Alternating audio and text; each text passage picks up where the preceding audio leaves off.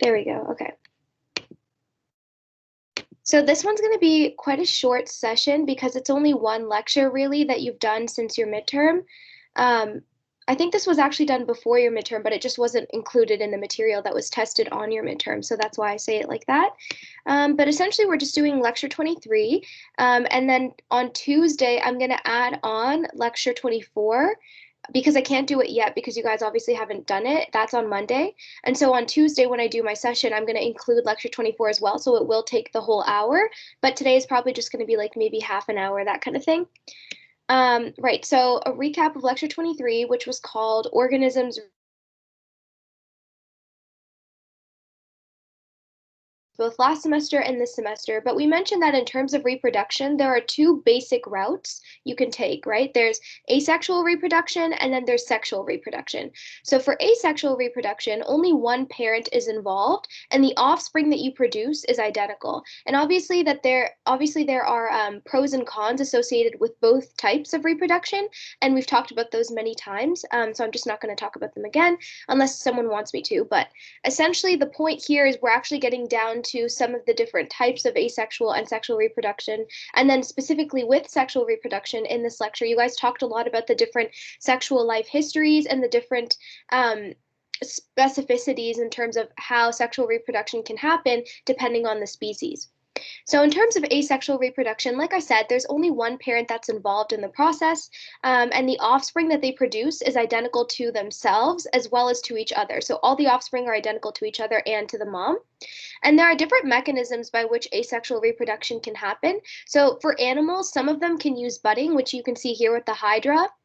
You can see that you have basically a little bump that's kind of growing out, and you can imagine that there are lots of stem cells concentrated in there, and it's basically cloning itself very slowly. So it starts out really small, and then it gets larger and larger, and then it kind of separates off of the original, like the parent organism, and it's still a bit smaller, but that's okay because its body plan is laid out. So over time, given the right nutrients and stuff, it can grow to be identical to the mother. And then a second type would be fission. This is also used in animals as well as in bacteria. But you can see here that this bacterium is undergoing the process of binary fission, which we've also discussed a few times. But essentially, what's happening is you're getting some kind of like DNA replication going on. And then, because again, they only have one singular circular chromosome because it's bacteria. So it's duplicating its chromosome. And then they're kind of migrating to the opposite ends of the cell. You're forming that septum, and then you have your two identical bacterium or bacterial cells, essentially. They are identical. Another type would be fragmentation. So this would be like a planaria, a type of like flatworm. And let's say you were to segment it into three pieces, which is kind of cruel. Probably don't try that out.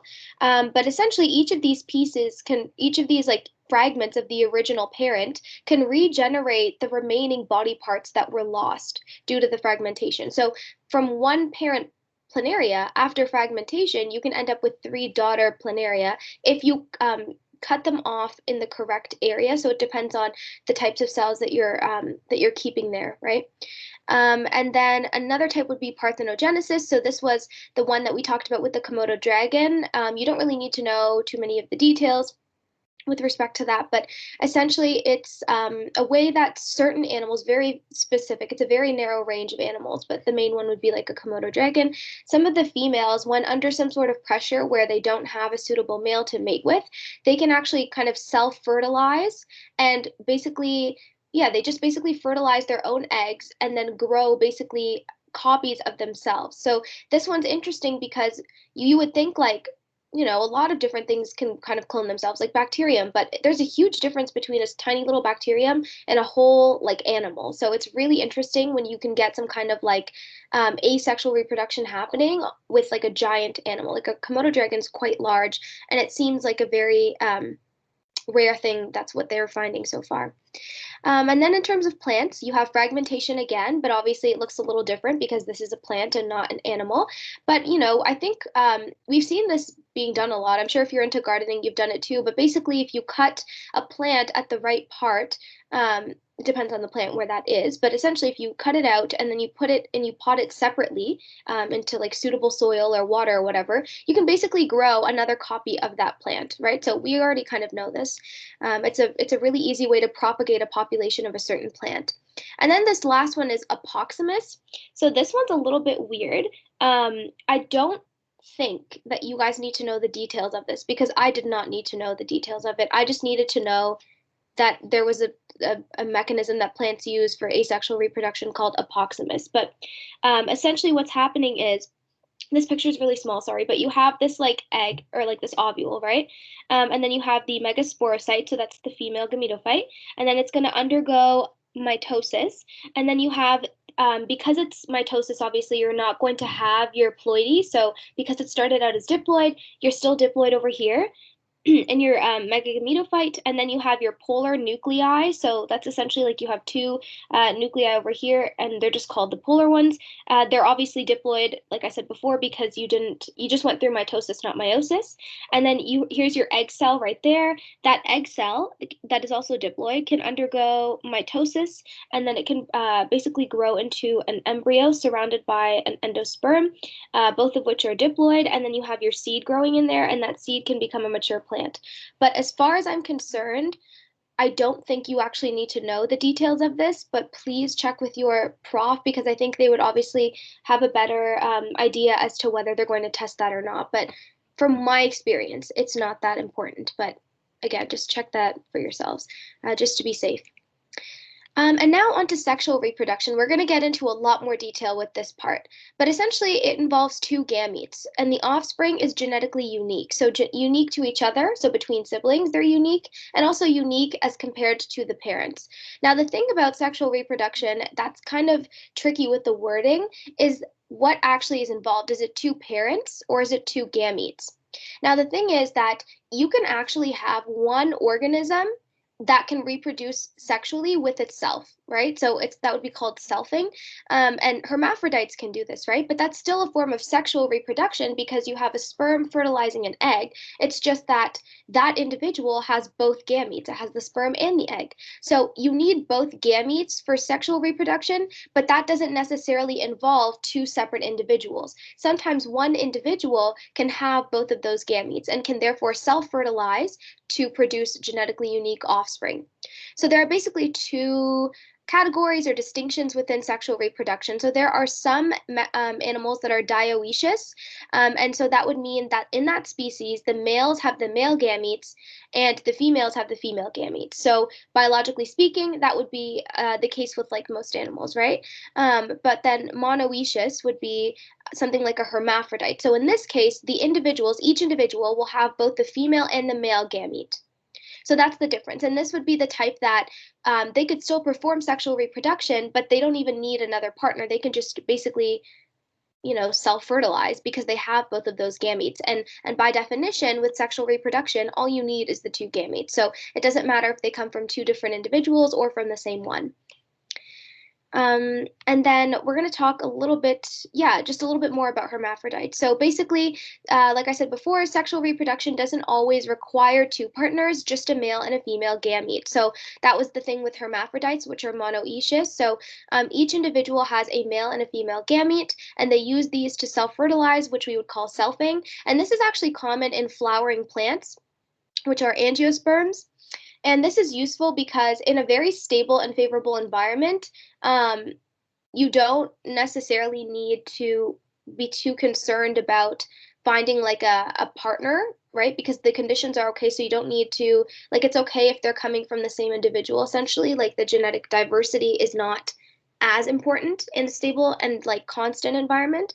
And another thing would be like if this organism lives in an environment where their species is available in very limited amounts, so they have a very low population, then they might find this monoecious lifestyle very useful because rather than having to use all their resources into going and finding a mate and then also being able to mate with that mate and like getting them to agree basically to mate with them, that's a lot more difficult when there are not as many options. So if this organism is living in a very low density environment in terms of their population size, then selfing would be a really great alternative for that.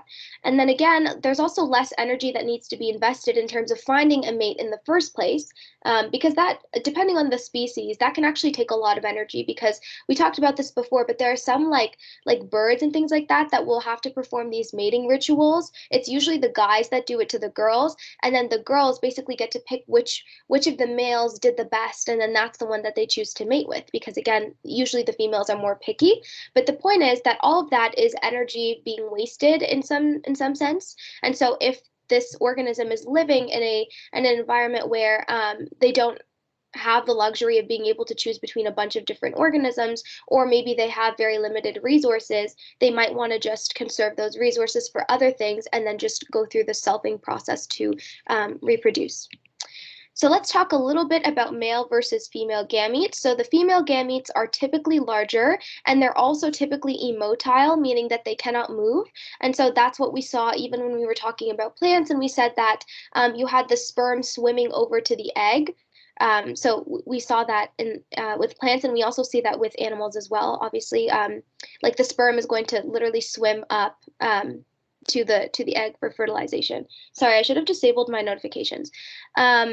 And then for the male, their gametes are typically smaller, and they're also usually motile, meaning that they can move or swim. So they usually have a flagella that allows them to basically relocate and then find the egg and then kind of penetrate the two layers and stuff that you don't really need to know about.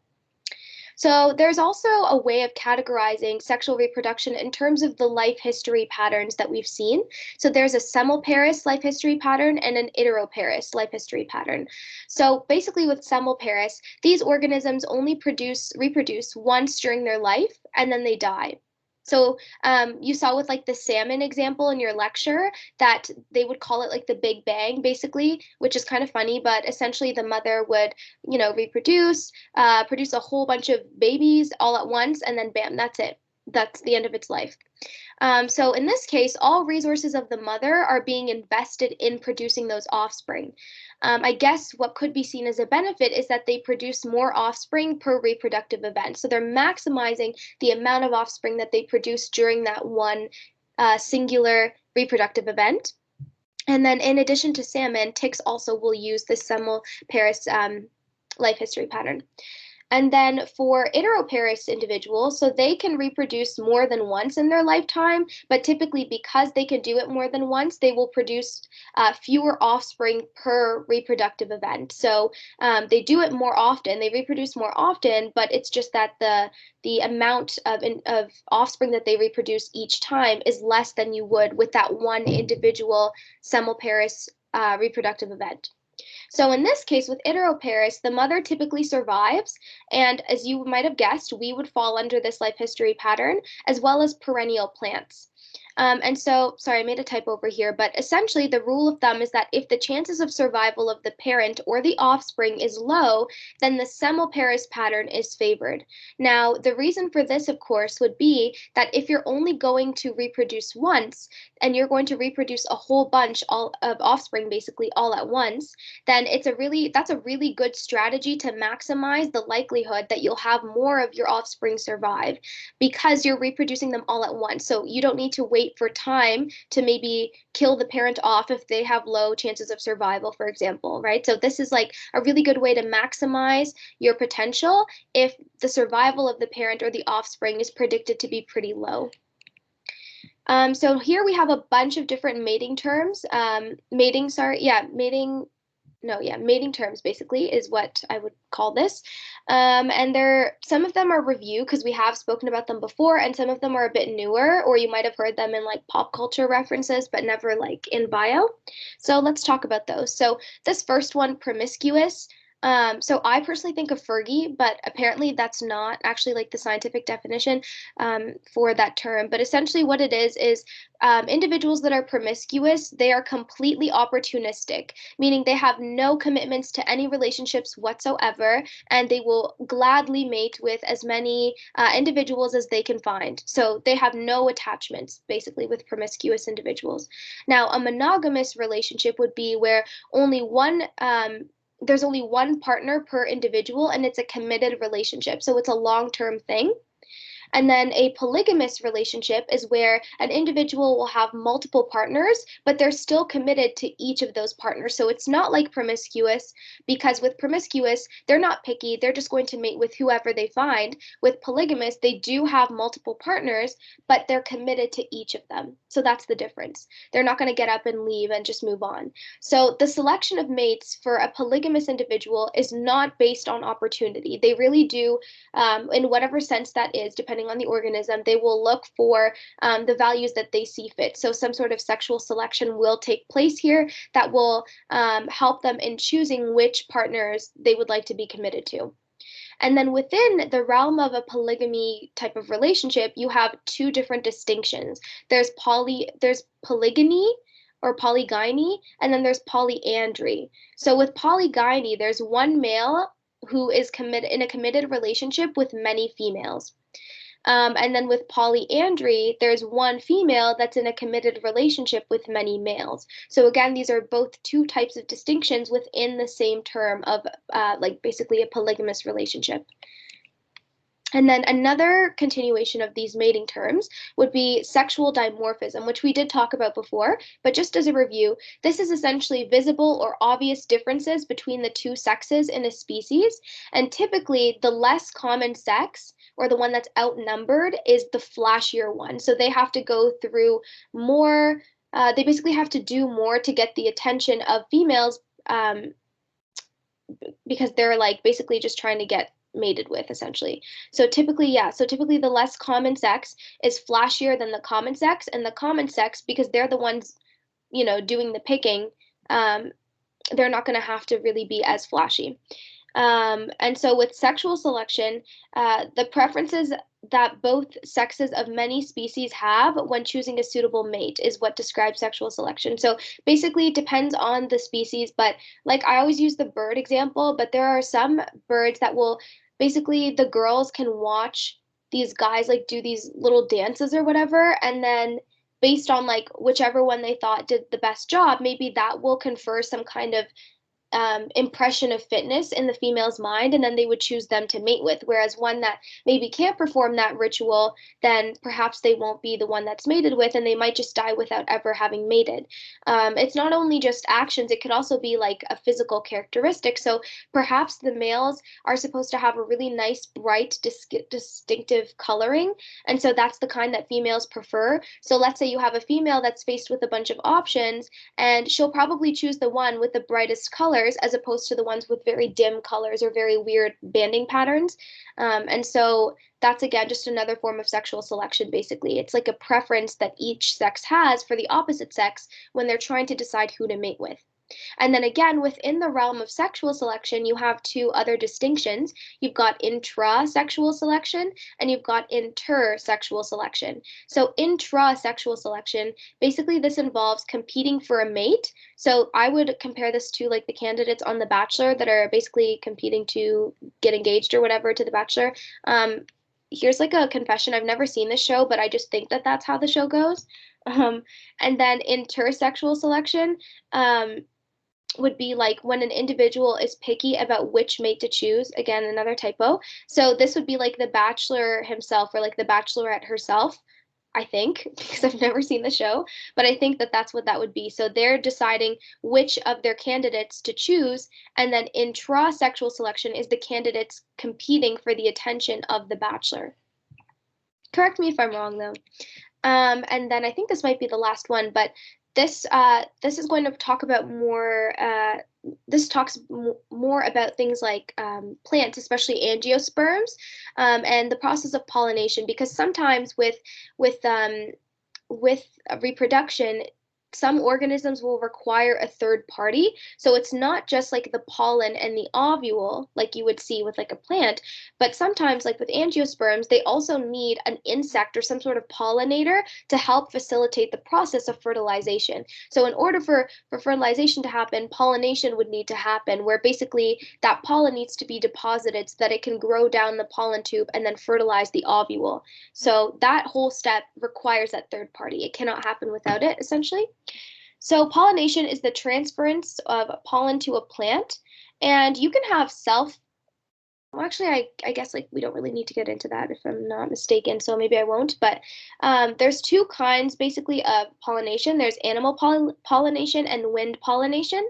So both of these refer to the third parties that I was talking about. Sometimes a third party is a living organism, and sometimes a third party is not. It's an abiotic factor. So essentially, with animal pollination, this third party would be a biotic factor, so something living. So a good example would be like an insect or like a bee, and so that would pollinate the plant. So that would basically transfer the pollen onto the sticky stigma. It would grow down the pollen tube, and then it would fertilize the ovule that's in the ovary, and then you would grow your embryo, and then you know where we go from there, right? So this insect or whatever the pollinator is, sometimes it can deposit pollen from the same plant, so the same individual. That would be self-fertilization, or sometimes it can get pollen, it can transfer pollen from one plant to another, and that will be cross-pollination or cross-fertilization. I can't remember which one it is, but it's cross. I think it actually is cross-pollination. So that would be where the pollen comes from a different plant. And then self-pollination would be where the pollen comes from the same plant. But in general, this process is carried out by some sort of third party. So we said that with animal pollination, that third party is living. And then with wind pollination, that third party would obviously be some kind of abiotic factor like wind, most commonly. And that's going to physically carry the pollen and then maybe transfer it from one plant to another or a very short distance within the same plant so that fertilization can happen.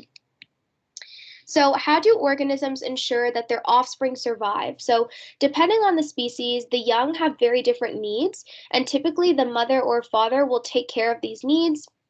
And they will do this either individually or together, but it all depends on the situation. So your lecture slides do have some like really good examples. They talk about lions and they talk about birds that like are flightless when they're born and they're really not protected very well. But just to kind of get you started on that, essentially, like depending on the organism and how it looks and how its fitness is when it's first born, it might need the involvement of the father and it might not. So something that is very well suited to its environment, it basically comes out ready for the world, that's probably not going to need its father's resources for it to be raised properly and healthily, right? So the father can then go maximize their reproductive potential and go, mate with a bunch of other different females so that they can maximize that reproductive potential because their own offspring doesn't really need them that much.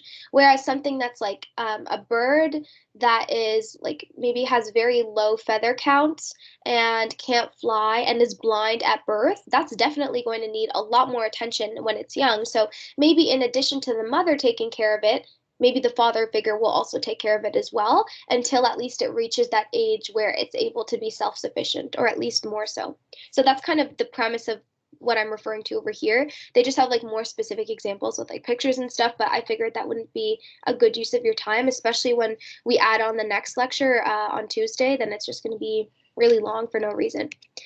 So this last point was on game theory, which I think is kind of cool, but essentially this example that they bring you is one about a specific species of lizards and the three morphs of those lizards that exist, right? So you have three lizard morphs, and a morph is essentially when it's the same species, but they have different physical characteristics. So the orange morph of this lizard is aggressive and they can defend large areas with lots of different females. So they're really good at basically hogging all the females, if you want to think of it like that. The blue morph is not as aggressive as the orange morph, but they can defend really small areas with really low amounts of females. So they're really good at protecting or basically hogging, or however you want to say, guarding small amounts of females so that they can reserve them for their own reproduction. And then the yellow morph is not aggressive at all, basically, and they mate by sneaking in and mating with the females rather than fighting with the other males to mate with the females. So they use a different strategy altogether. So the question of this is like, why do all three of these morphs exist? And instead of just like having one of them be the one that prevails and then all the other ones are just like, slowly going extinct? Like why do all three of them persist in this environment? So the reason for that must mean that there must be some kind of evolutionary advantage that's associated with having these three morphs. So maybe having a lot of one and then fewer of the other two is best, or maybe it's like having lots of two of them and then less of the other one is best. But the point is, the fact that they're all still in existence and that they all persist in this environment says something about the evolutionary advantage that having these three morphs gives. So these smart people did a 5-year field study where they tracked the mating success and the abundance, or the amount, or the population size of each of those morphs. And these are the observations that they made, as well as the explanations that they came up with as to why they found those observations. So when they found that the population size of the orange morph increased in that environment, the yellow morph could invade, but the blue morph could not invade. So the yellow males, we said before, are really good at sneaking to mate with the females since they're not being guarded as well. So they can sneak in and then still mate. So that's why they're able to invade. Whereas the blue, we said, was less aggressive than the orange, and it uses aggression as a form of guarding. And so because there's a lot of the orange, they're doing a much better job of guarding the females. So this blue morph is not as good of a competitor, and therefore they're not going to be able to invade. Now, when they manipulated it so that the blue morph prevailed, they found that the orange morph could invade, but not the yellow morph, right? So this is because the orange males are more aggressive than the blue males, like I said before. And with the yellows, again, they're good at sneaking in to mate with the females, but because the blue morph is good at guarding small amounts of females in really small areas, then it's really hard to sneak in. So they would need to be more aggressive than the blue for them to be able to invade. And because they don't use aggression as a method of mating, they can't do that. And then lastly, when they increased the population size or the prevalence of the yellow morph, they found that the blue morph was able to invade, but the orange morph was not able to invade. Now, the reason for this is because the blue males are good at guarding small numbers of females at a time, and you can imagine that the yellow morph is really good at sneaking to mate. And so when these blue morphs are guarding only a small number, and it must mean that the yellow morph is like available in high amounts because they're able to kind of sneak in. So this most aggressive morph, the orange morph, was not able to invade because the combination of having these two kind of prevented the strategy from being useful, because they can only basically guard large amounts of females, but these are using more sneaky tactics and more focused tactics. So this didn't really fit well with the strategies that were already in place. And I think that was it for this afternoon. Like I said before, it was going to be really short just because it's just one, but when I do the next one on Tuesday and I add that on, it should be a bit better. So I'm going to stop sharing my screen and see if you have any questions.